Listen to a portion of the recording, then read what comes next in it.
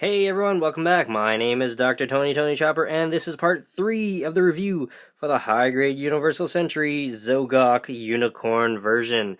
In this part, we're going to combine everything together, and we're going to see how this guy looks in our deeper look portion. Let's get started.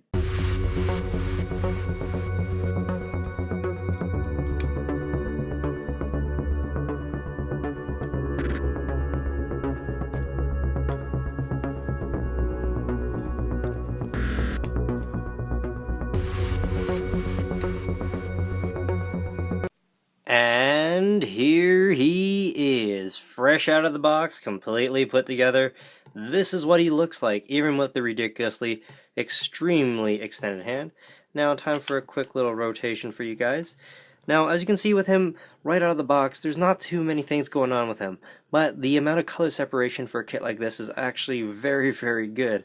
Everything is accentuated quite well. You have these little accent parts that they did put in, which Bandai could have easily given us a sticker for, so that's really good on their part that they didn't. Also, they gave us a couple option parts, like the super extending arm. That's kind of a joke I'm making up right now. You don't have to make it that long, you can also put it on the other arm, of course. But yeah, overall, the proportions look good, and for being such a funny looking kid already, like the original mobile suit design, this actually takes the cake and it actually brings it to life pretty well. Now, looking into the articulation of this guy when everything is combined together, the waist doesn't really move or anything. That's kind of all solid. The arms, though, I find that they come off quite easily, maybe just due to the design. They can't really move past that anyways. We're looking at like a, I don't know, like an 80-degree bend. And yeah, if you want to bring it across the body at all, that's never going to happen. Even with the super arm, you can't get too much further than that, which is a little bit depressing. And in terms of the feet, we can move it out quite a bit like that, and have them in all sorts of funny looking positions. The legs are quite limited though, they can't move too much, and that's because of the giant block that we call a foot down there. It kind of limits it. So if you do want him to have a wider stance, he's going to look like he's spreading his legs quite a bit, which looks really funny, because there are these red parts here, and you know, you can make the connection. He can do some pretty interesting things though, like the kneeling pose like this. We can also put him forward a little bit and have a better looking kneeling pose, which is actually pretty decent if you think about it. And yeah, no weight issues because it is such a tiny kit, and things are pretty light on him as well.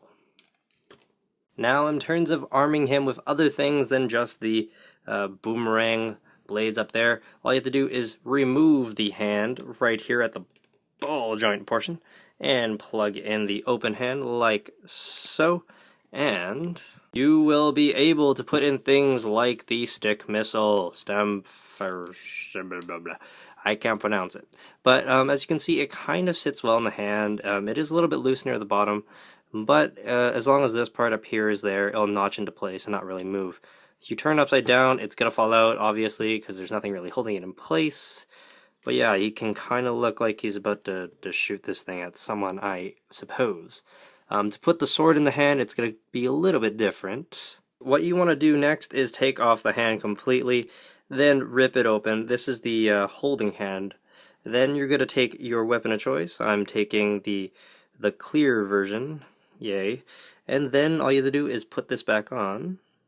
And after you attach it, it's going to look a little something like this. He actually holds the sword in his hand quite well, and the sword doesn't look too small on him either, which is a bonus.